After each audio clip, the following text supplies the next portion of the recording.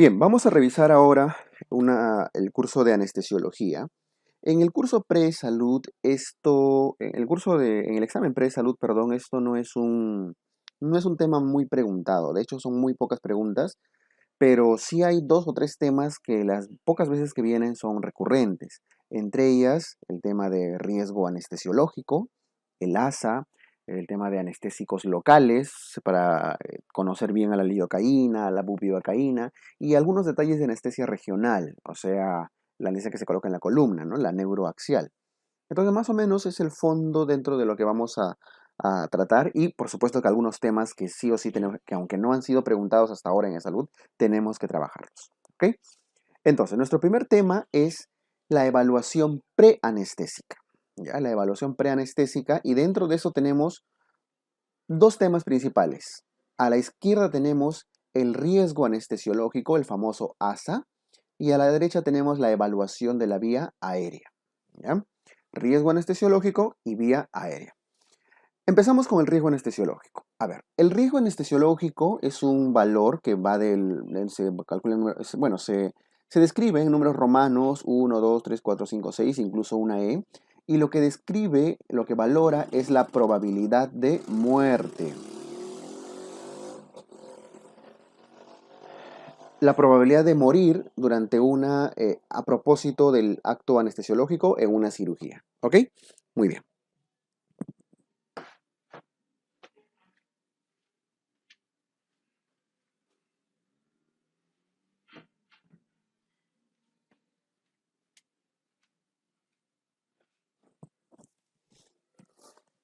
Ahora, hay seis tipos de riesgo anestesiológico. Uno de ellos es ASA 1, ASA 2, ASA 3, ASA 4, ASA 5, ASA 6.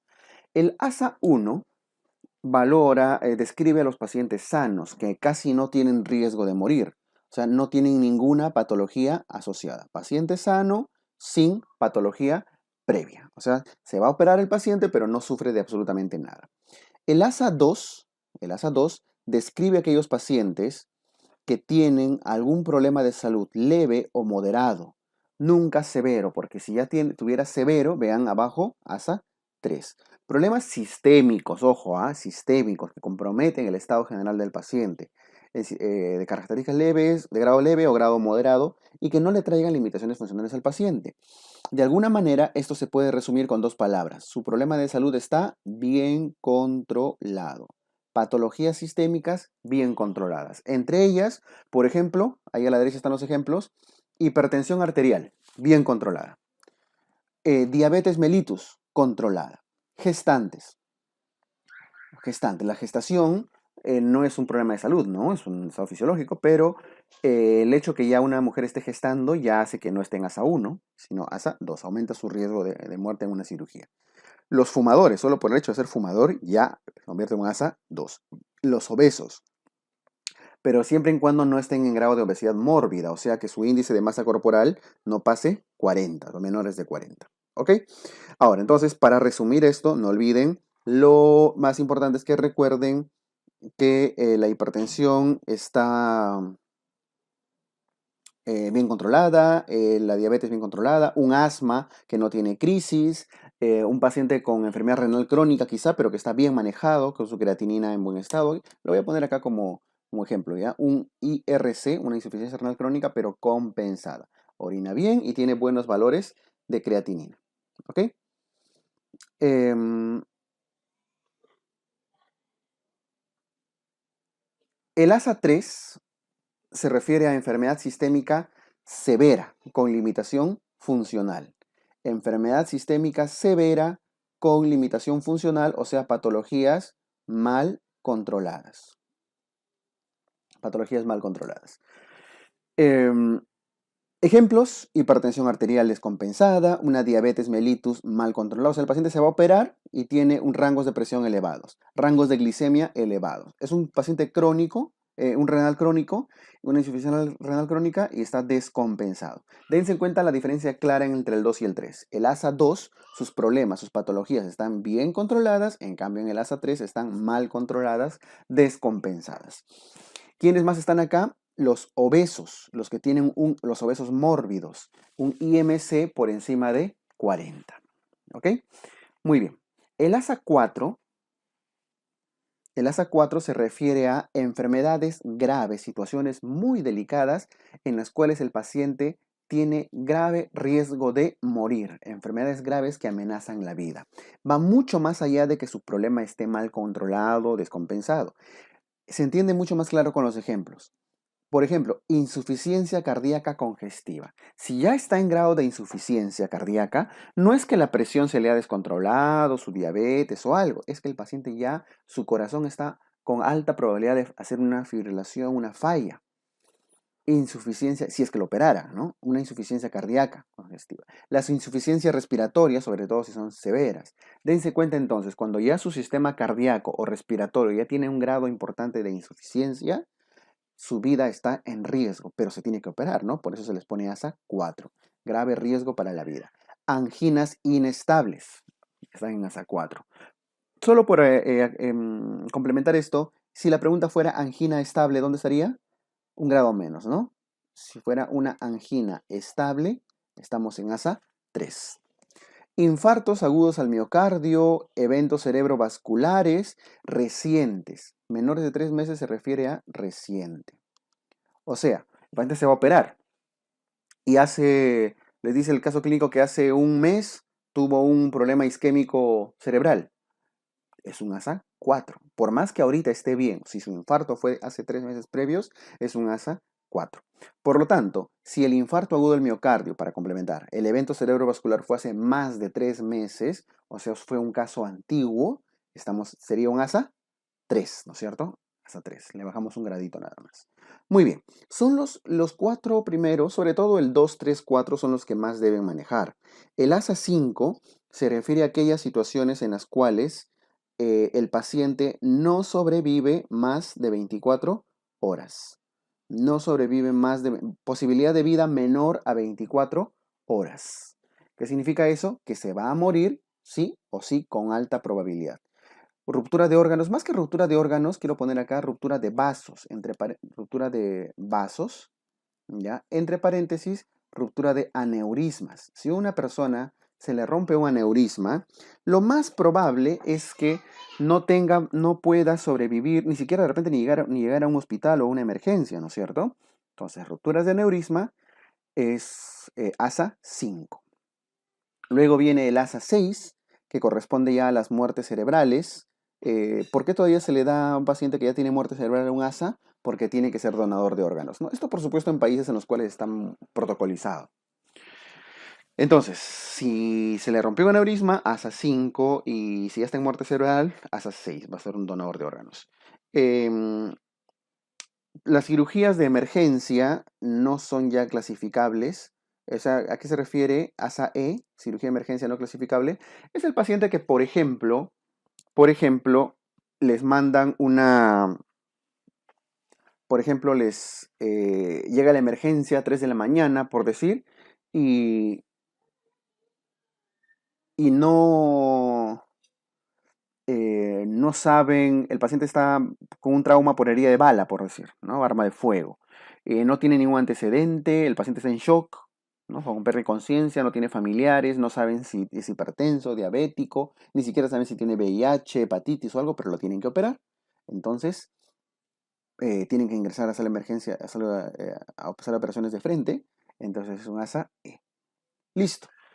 Yo les sugiero que lo que más tienen que tener en claro y revisar bien es el ASA 2, el ASA 3 y el ASA 4, que son los más usualmente preguntados, sobre todo el 3 y el 4, ¿ya? Son los que más se preguntan. Voy a quitarle la bolita de L para no confundir, porque casi no se pregunta. El 3 y el 4 principalmente, ¿ya?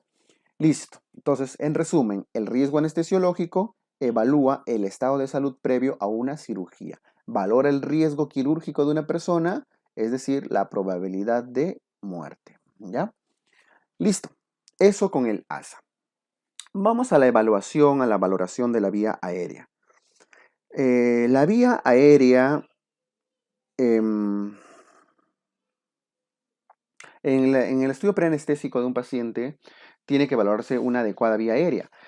Esto significa que todo paciente tiene la alta posibilidad de ser intubado. de necesitar una intubación, un acceso orotraqueal. Es muy probable. Ustedes siempre tienen que tener en cuenta eso. Por más que la anestesia vaya a ser solamente local, por más que la anestesia vaya a ser solamente una infiltradita por ahí, quién sabe, imagínense, el paciente hace alergia a un shock anafiláctico y necesitan intubarlo. Entonces, siempre tiene que valorarse.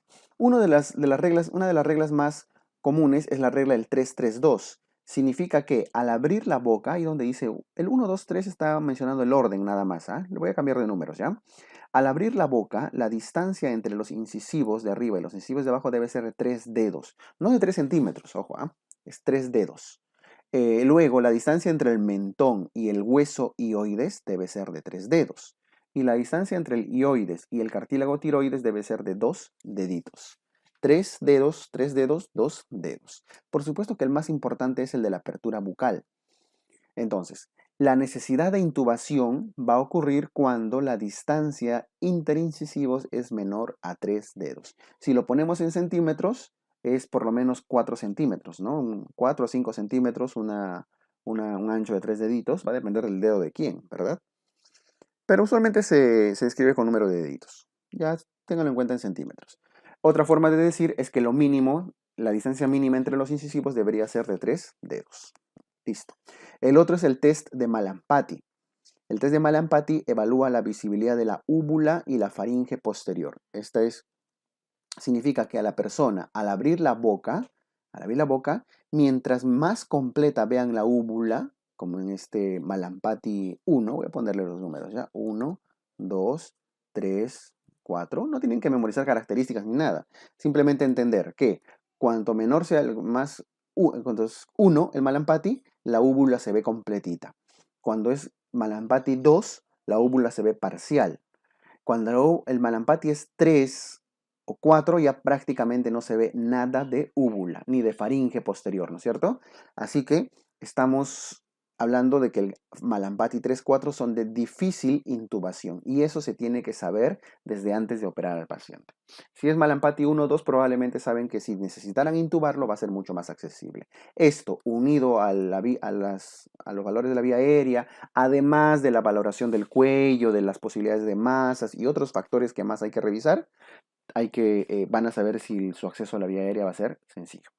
Muy bien, tanto la regla del 3-3-2 como el test de Malampati, ambos son valoraciones que se hace antes de la anestesia, preanestésica. En cambio, el test de Comark es un estudio no post, sino durante el acto anestesiológico. ¿Por qué? Porque tiene que hacerse laringoscopía. Nadie en el consultorio hace laringoscopía, ¿no? Abre la boca, le meten al laringoscopio para ver la glotis. Esto se hace ya cuando el paciente está sedado, por lo tanto no es preanestésico, es cuando ya lo sedaron. Valora la apertura de la glotis a través de una laringoscopía. ¿Ya? La glotis está formada, una de sus partes son las cuerdas vocales. Entonces, cuanto más 1, 2 de Comark es, más apertura de cuerdas vocales de glotis, más facilidad de intubación. Pero cuando la glotis está en grado 3, 4, la intubación va a ser más difícil. Listo, de esto les sugiero que se acuerden sobre todo la distancia interincisivos y el test de Malampati. ¿Qué cosa valora? La úvula. Comark valora la glotis, ¿no? Las cuerdas vocales. Muy bien, y para cerrar esta parte de la valoración preanestésica, quiero que veamos acá el tema del ayuno, ¿no? El ayuno preoperatorio no es tanto para el examen, más que nada como cultura general, pero ténganlo en cuenta. El ayuno preoperatorio se refiere al NPO, ¿no es cierto? Al no recibir alimentos previo a una cirugía. Pero ojo, se refiere al ayuno, esta parte de acá, al ayuno preanestésico, para ser más exactos. ¿Cuál es el objetivo del ayuno preanestésico? Vamos a complementar el título. Que el paciente no tenga nada en el estómago para que no vomite y no se vaya a aspirar con su vómito. Entonces, ¿cuánto tiempo de ayuno debe tener una persona para que su estómago esté vacío? Saben ustedes que el vaciamiento gástrico dura aproximadamente 3 horas, ¿no? Para comidas sólidas.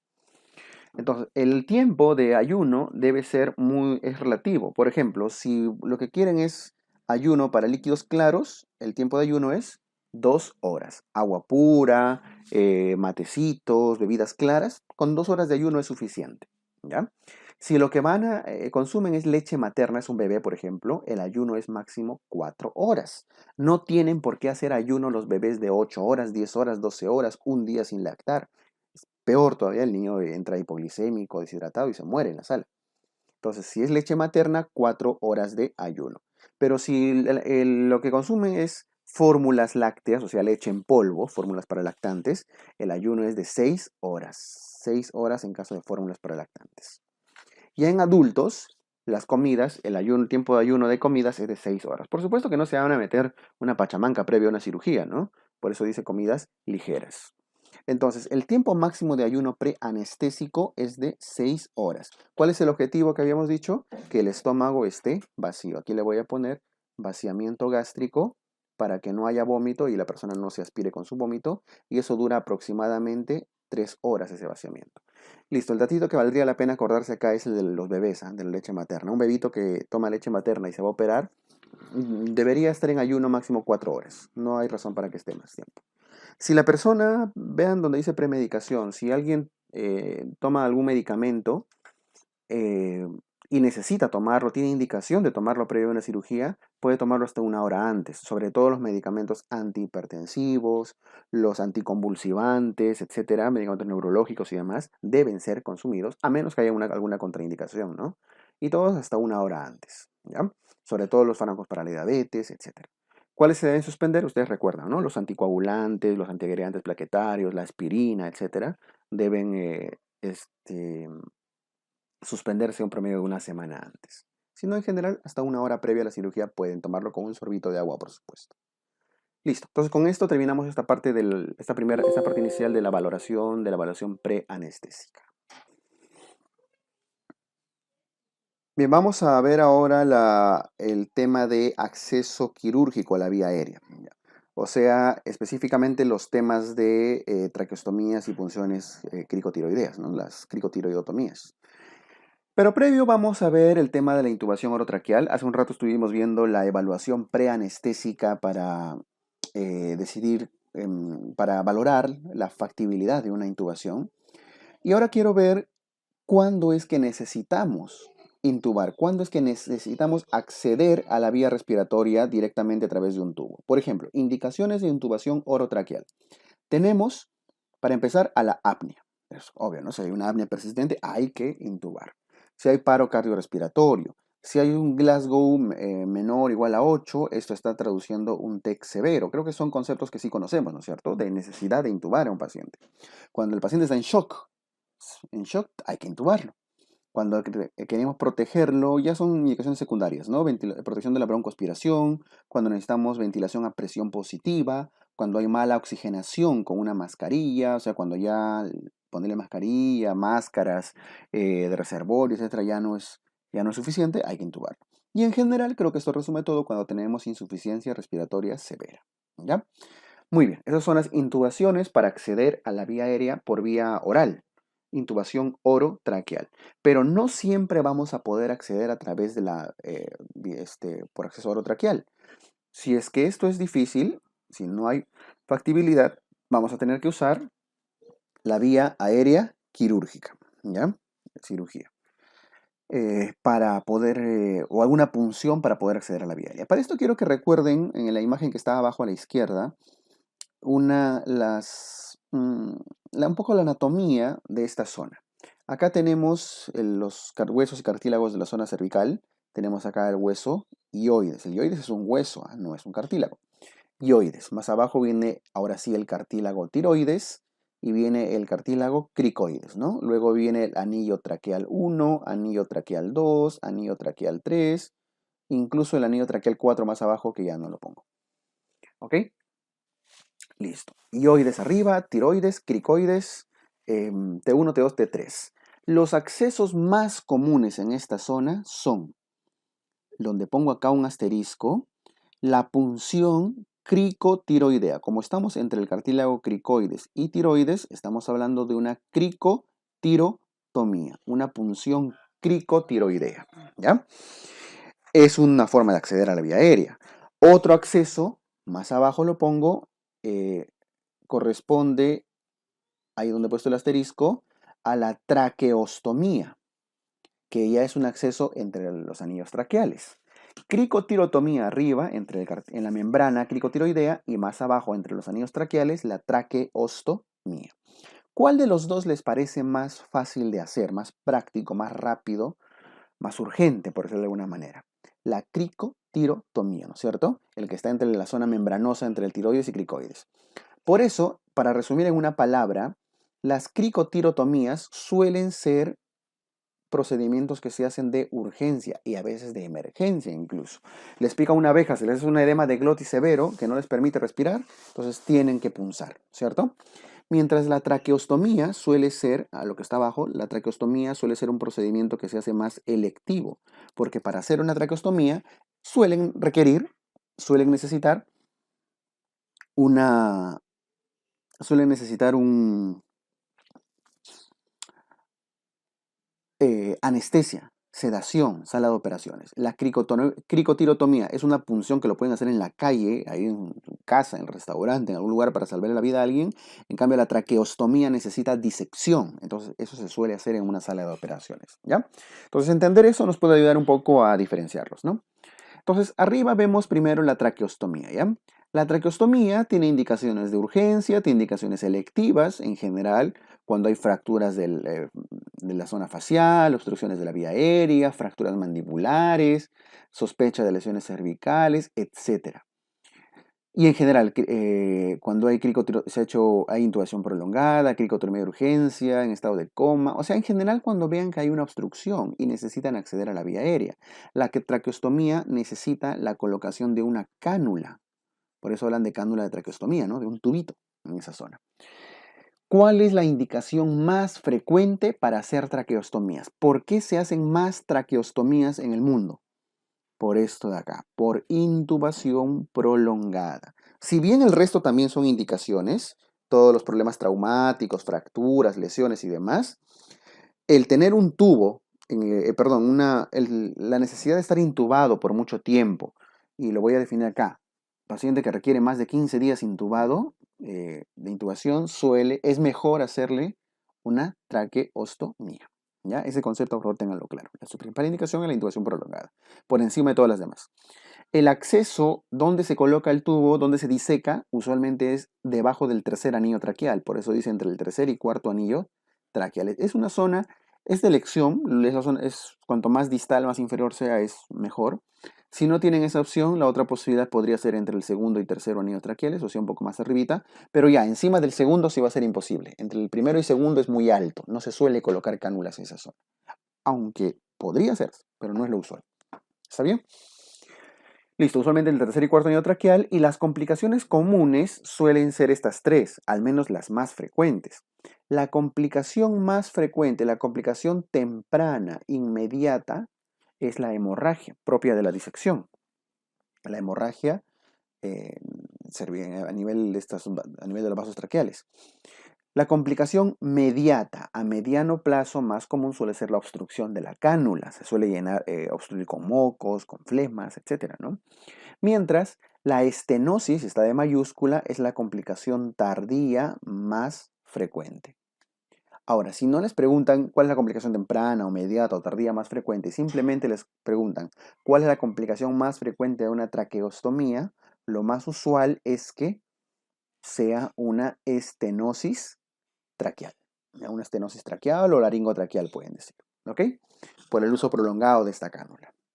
Listo, eso es respecto a las traqueostomías. Ahora, las punciones cricotiroideas que están en el subtítulo de abajo son las que se hacen en la zona debajo del cartílago tiroides, ¿no? Entre el tiroides y el cricoides, ya lo hemos visto en esa membranita.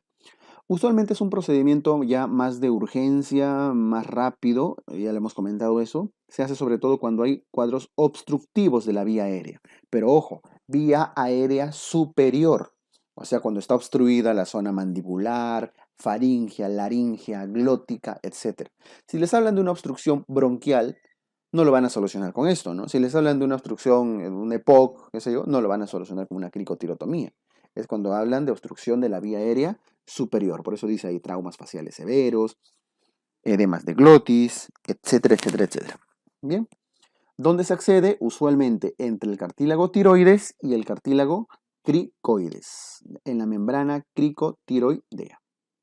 ¿Ok? Ahí se punza. Complicaciones comunes propias de la punción suelen ser las lesiones de la glotis y de las cuerdas vocales. Por eso la aguja, a la hora de punzar debajo del cartílago tiroides, suele tomar esta dirección, ¿no? Esta angulación apuntando hacia abajo para no lesionar las cuerdas vocales que están ahí, justo encima. Pues es una de las complicaciones comunes. Arriba era la estenosis traqueal en la traqueostomía y en la punción cricotiroidea suelen ser las lesiones glóticas. Listo. Entonces, en resumen, la principal indicación de la traqueostomía es cuando la intubación larga, prolongada, y de la punción cricotiroidea cuando hay lesiones de las cuerdas vocales. Perdón, cuando hay obstrucciones, perdón, como indicación. Obstrucción de la vía aérea superior. Listo. Con eso cerramos ya toda esta parte de vía aérea, tanto en la lámina anterior que vimos la evaluación de la vía aérea, como aquí cómo acceder vía aérea, cuándo acceder y cómo solucionar las dificultades técnicas, ¿no? Con accesos quirúrgicos. Listo.